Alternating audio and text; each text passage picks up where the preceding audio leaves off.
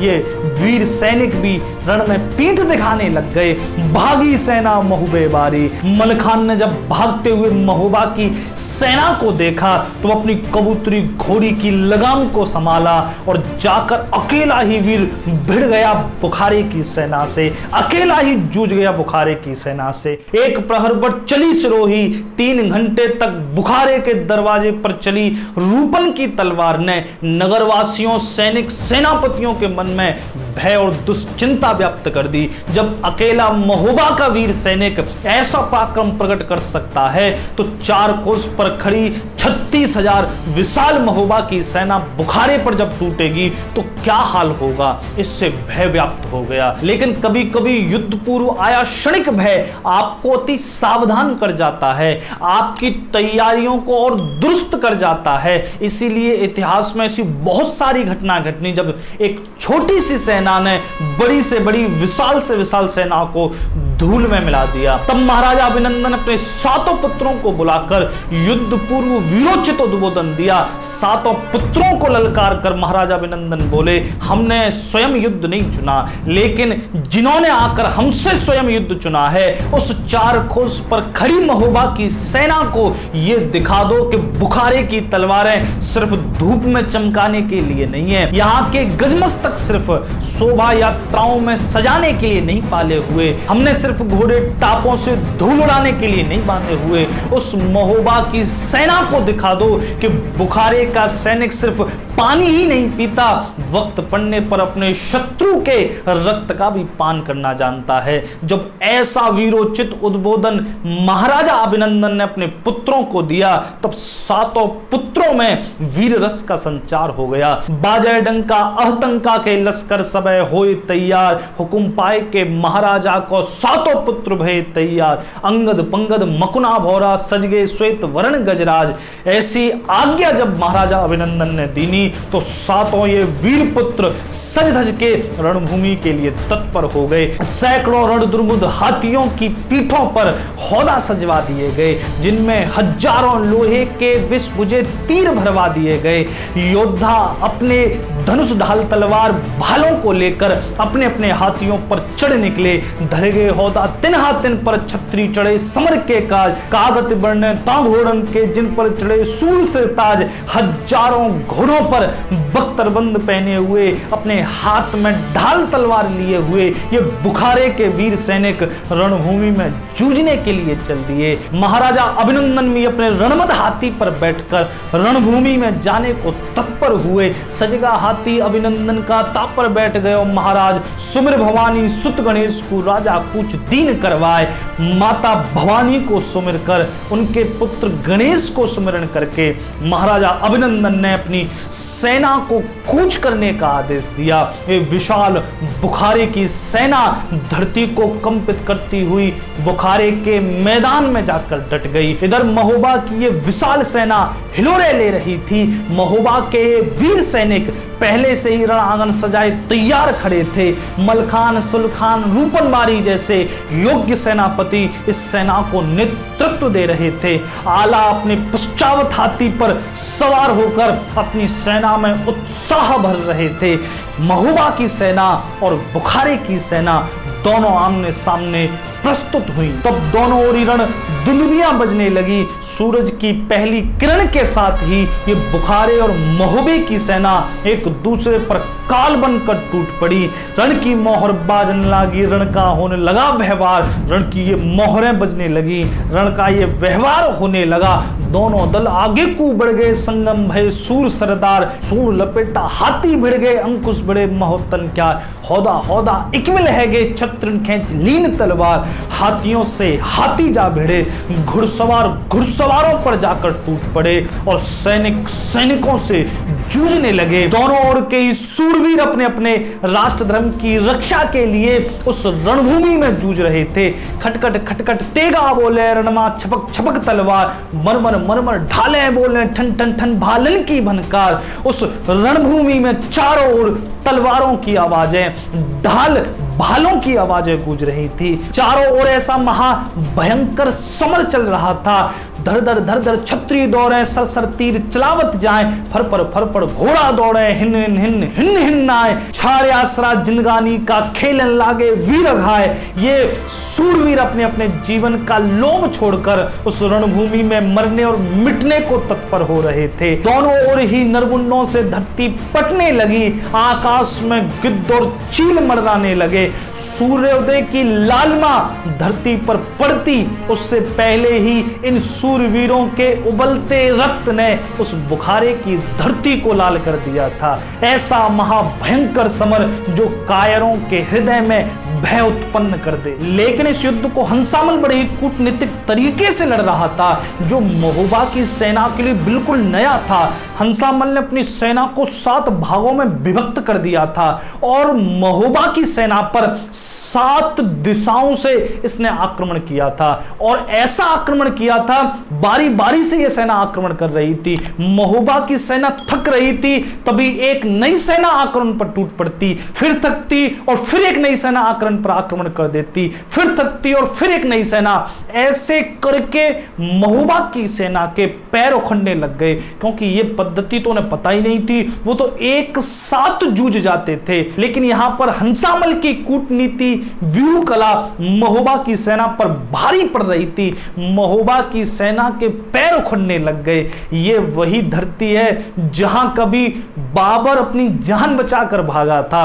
तुलगुमा पद्धति इसी धरती की देन था, इसी बलक बुखारे की धरती की ही देन तुलगुमा पद्धति थी, जो खानवा के युद्ध में राणा सांगा पर बाबर ने अपनाई थी, जो महाराणा प्रताप पर राजा मानसिंह ने अपनाई थी। ये वही बलक बुखारे की धरती है। जब हंसामल ने ऐसी व्यूह कला से महोबा की सेना पर आक्रमण किया, ये वीर सैनिक भी रण में पीठ दिखाने लग गए।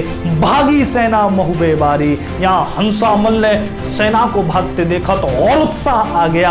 हंसामल बड़ा प्रतापी, अप्रतापी, सुरखा घोड़े पर असवार, कागत बरने तो हंसा की ध्वंसा, बड़े बड़े सरदार, भई प्रशंसा तो हंसा की, छत्री डार भाग हथियार। हंसामल के इस वीरोचित पराक्रम के सामने महोबा के क्षत्रिय वीर अपने अपने हथियार डालकर भागने लगे। मलखान ने जब भागते हुए महोबा की सेना को देखा तो अपनी कबूतरी घोड़ी की लगाम को संभाला और जाकर अकेला ही वीर भिड़ गया बुखारे की सेना से, अकेला ही जूझ गया बुखारे की सेना से। आय के गर्जोती ही समय में नाहर समर धनी मलखान, ये नाहर वीर मलखान उस बुखारे की सेना को अपनी तलवार के वार से काट रहे थे। इनकी तलवार के एक एक वार से कवच सहित कटकर योद्धा धरती पर गिर रहे थे।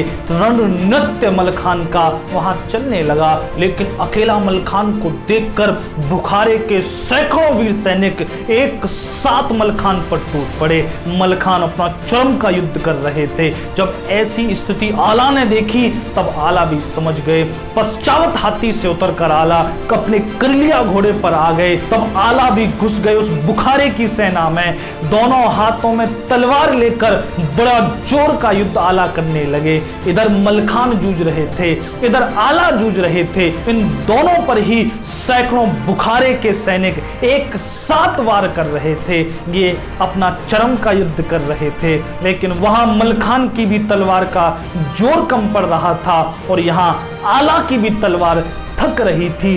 बड़ी ही भयावह स्थिति महोबा की सेना की बन गई थी। जब ऐसी स्थिति देखी तब एक सैनिक दूत अपने घोड़े को दौड़ाता हुआ पहुंचा जहां पर नरवरगढ़ की सेना को लेकर सूरवीर उदल उपस्थित थे। तब युद्ध का समाचार आकर ढेवा को दीना।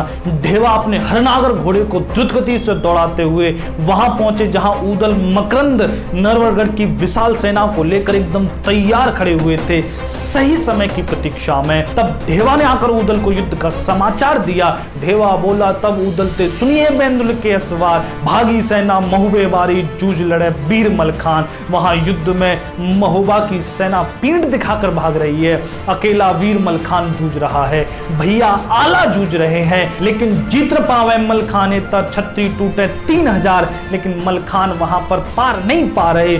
एक साथ 3000 क्षत्रिय मलखान पर टूट रहे हैं। एक साथ सैकड़ों क्षत्रिय भैया आला पर टूट रहे हैं। जब ऐसी स्थिति ढेवा से उदल ने सुनी, अपने बेंदुल घोड़े की लगाम खींची और बड़ी ही द्रुत गति से उस विशाल नरवरगढ़ की सेना को लेकर दौड़ पड़े बुखारे के मैदान की ओर। यहाँ बुखारे के मैदान में अंतिम युद्ध चल रहा था। ऐसा लग रहा था न जाने कब अंत हो जाए, न जाने कब महोबे के ये वीर सेनापति मलखान और आला यही वीर गति को प्राप्त हो जाएं। आला अपना चरम का युद्ध कर रहे थे, आला की तलवारें अपना अद्भुत शौर्य प्रकट कर रही थीं। तब आला के हृदय में बार बार ये भाव हिलोरे ले रहा था कि आज भाई उदल होता तो ऐसी स्थिति का सामना, ऐसी विकट परिस्थिति का सामना करना नहीं पड़ता। इस भागती हुई महोबे की सेना में उदल की एक हुंकार ही पर्याप्त थी फिर से वीर रस का संचार करने के लिए। आज भाई उदल की कमी खल रही थी आला को पश्चाताप हो रहा था। मैंने सख्त संदेह में उदल को मृत्यु दंड दे दिया। न जाने कितने तीर तलवार भालों के बार मुझ तक पहुंचने से पहले भाई उदल ने अपनी छाती पर सह लिए थे। आज अगर भाई उदल होता तो इस बुखारे की सेना को कब का हमने धूल में मिला दिया होता। आज इस विपत्ति की घड़ी में भाई की कमी खल रही थी आला को। तभी हर हर महादेव के नारे के साथ उदल नरवरगढ़ की विशाल सेना को लेकर उस बुखारे के मैदान में टूट पड़े। उदल तब बुखारे की सेना को चीरते हुए वहां पहुंच गए जहां मलखान अकेले ही जूझ रहे थे। मलखान ने जब उदल को देखा तो और उत्साह आ गया। अब किस बात की चिंता थी। महोबा के भागते हुए सैनिकों ने जब उदल को वहां उपस्थित देखा और जीवित देखा तब एकदम से फिर से रक्त धमनियों में वीर रस का संचार हो गया। तब ये सैनिक भी अपना आखिरी, अपना अंतिम युद्ध करने के लिए, अपना अंतिम वार करने के लिए बुखारे की सेना पर टूट पड़े। पूरी महोबा की सेना में उत्साह आ गया। नरवरगढ़ और महोबा की सेना दोनों मिलकर उस बुखारे की सेना को काट रही थी। उदल अपने बेंदुल घोड़े पर चढ़कर रण तांडव कर रहे थे। घोड़ा मचला था उदल का जिसमें भरे हजारों जवान। आला ने भी जब उदल को जीवित देखा तो जैसे घायल सिंह फिर से खड़ा हो गया हो, वैसे ही आला फिर से अपने दोनों हाथों में तलवार लेकर अपने कर लिए घोड़े पर बैठकर उस बुखारे की सेना को काटने लगे। अब रणभूमि का दृश्य बदलने लगा था। महोबा की सेना और नरवरगढ़ की सेना मिलकर बुखारे की सेना को काट रही थी।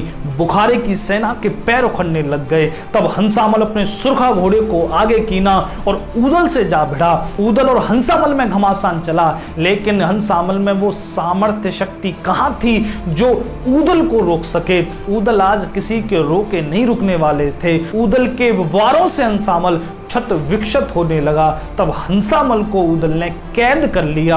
हंसामल को छुड़ाने आए हुए सभी 6 भाइयों को एक एक करके मलखान, आला, रूपन ने सभी ने कैद कर लिया। 7 भाइयों को जब कैद कर लिया तब अंत में महाराजा अभिनंदन भी अपने हाथी पर सवार होकर रणभूमि में आ पहुंचे। आला भी अपने पश्चावत हाथी पर जाकर विराजमान हुए। तब दोनों ही सूरवीर दूसरे से जा भिड़े। झूमे हाथी तब आला कौरण में साकर रहा घुमाए। महाराज अभिनंदन और आला का बड़ा ही दिव्य युद्ध चला, लेकिन कुछ ही देर में आला ने महाराजा अभिनंदन को भी कैद कर लिया। तब 7 भाई और महाराजा अभिनंदन को कैद कर लिया।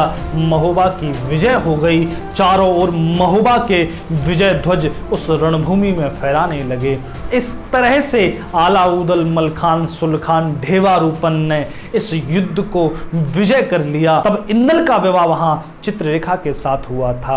अब यहाँ बहुत से भाई कमेंट करके चले जाते हैं कि ये आला उदल की कहानी सिर्फ ब्याह के लिए लड़ाई की कहानी है, स्त्री के लिए लड़ मरे हैं, ये स्त्री को पाने के लिए ही इन्होंने सारे युद्ध किए हैं। ऐसे ऐसे कमेंट भी देखने को मिलते हैं। तो मैं आपको बता देना चाहता हूं कि आला उदल की कोई भी लड़ाई स्त्री के लिए नहीं हुई है। ये काव्यात्मक ग्रंथ है आलखंड। युद्ध की कौन सी वजह थी वो आज गौण हो गई हैं और हम सिर्फ ये समझते हैं कि ब्याह के लिए हुआ था, लेकिन ऐसा नहीं है। आपको ये समझना पड़ेगा कि महोबा के राजा आला उदल नहीं थे और राजा परमारदेव इतने भी मूर्ख नहीं थे कि सिर्फ शादी ब्याह के लिए अपनी कीमती सेना को वो खपा दें। तो यहां पर महोबा की सेना को लेकर अगर अलाउद्दौला आ रहे हैं तो इसमें राजा परमाल की सहमति होगी, अनुमति होगी, और राजा परमाल इस तरह का मूर्खतापूर्ण कदम नहीं उठाएंगे कि शादी ब्याह के लिए भेज दी सेना, जाकर लड़ मरो। ऐसे कीमती कीमती वीर सैनिक वहां पर जूझ गए, मर गए, वीरगति प्राप्त कर गए, तो ऐसा राजा परमाल नहीं कहेंगे।